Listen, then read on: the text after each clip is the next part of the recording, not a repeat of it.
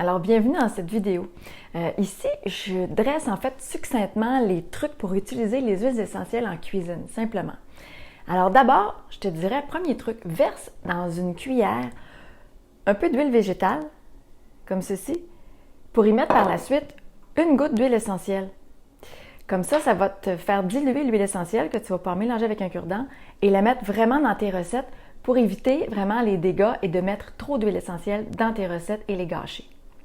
Alors, je te montre de façon très facile la méthode du cure-dent avec les huiles essentielles pour vraiment t'éviter des erreurs et des gâchis.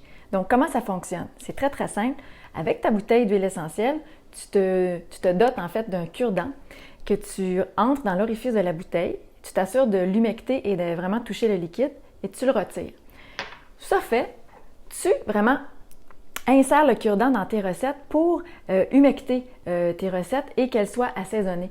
À ce moment-là, tu fais bénéficier tes recettes de moins d'une goutte d'huile essentielle et des fois, c'est ce que ça prend pour aromatiser sans gâcher la recette. À ce moment-là, ce que tu peux faire aussi, c'est que tu goûtes et si tu as besoin d'en rajouter, tu refais le processus jusqu'à ce que ça te contente. Alors, c'est vraiment la façon de faire pour éviter les erreurs et ça te permet de progresser doucement à ajuster les goûts de tes recettes. Avec les huiles essentielles, pour les mesures et équivalences, c'est assez facile. Alors, je te dirais que pour une goutte d'huile essentielle, tu obtiens une cuillère à thé d'herbes sèches. Alors, retiens ça, c'est la règle en général. Pour une goutte, tu obtiens 2 à 3 épices entiers. Épices entiers, je pense à clou de girofle, cardamome, feuilles de laurier, anis étoilé. Donc, ce type d'épices-là. Autrement, pour 4 gouttes d'huile essentielle d'agrumes, là je pense à citron, lime, orange, tu obtiens le zeste entier d'un agrume. Alors c'est très concentré, très très concentré.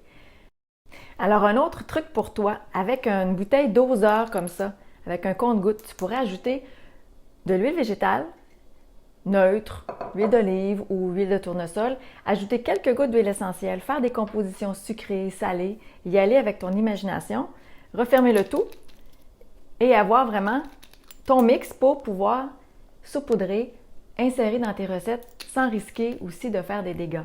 Tu pourrais faire la même chose, utiliser ce mélange-là dans un vaporisateur et à ce moment-là, ton vaporisateur devient quelque chose de plus aérien pour disperser sur tes salades ou des mets qui demandent plus de délicatesse, de saveur. Voilà.